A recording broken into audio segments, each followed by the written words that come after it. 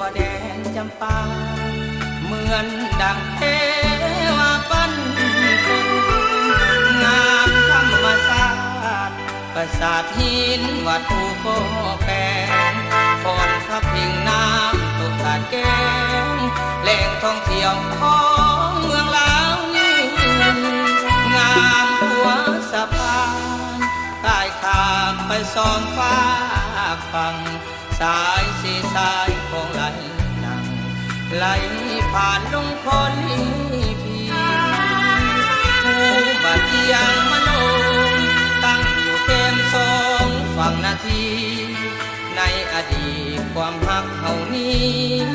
ยอดมีมานมากันปีตาสาวเมืองปากเซ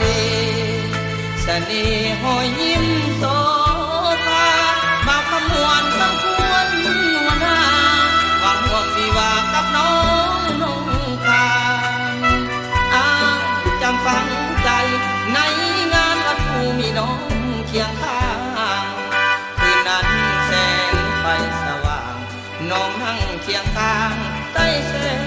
พระจันทร์สองเฮาสามบานปฏิญาณต่อสิ่งศักดิ์สิทธิ์จงสวยนิรมิตให้ความรักยืนยงมันเหมือนองค์พระธาตุวัดภูสิโกตาสัวนิรันดร์สวยความรักทั้งสองเท่านั้นให้ยืนยงมันด้วยกันตลอดไป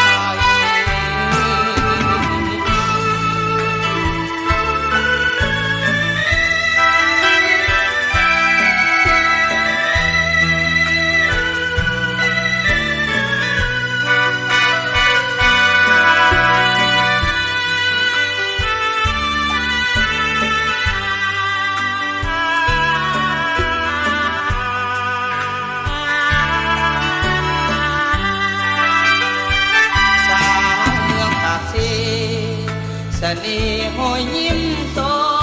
ภาบางขมวนตั้งควรนวลนาหวังห่วงวิวากับน้องนงคานจำฝังใจในงานวัดภูมีน้องเคียงข้างคืนนั้นแสงไฟสว่างน้องนั่งเคียงข้างใต้แสงพระจันทร์สองเฮาสามบานปฏิญาณต่อสิ่งศักดิ์สิทธิ์จงสวยนิรมิตให้ความรักยืนยงมันเหมือนองค์พระธาตุวัดภูสิโก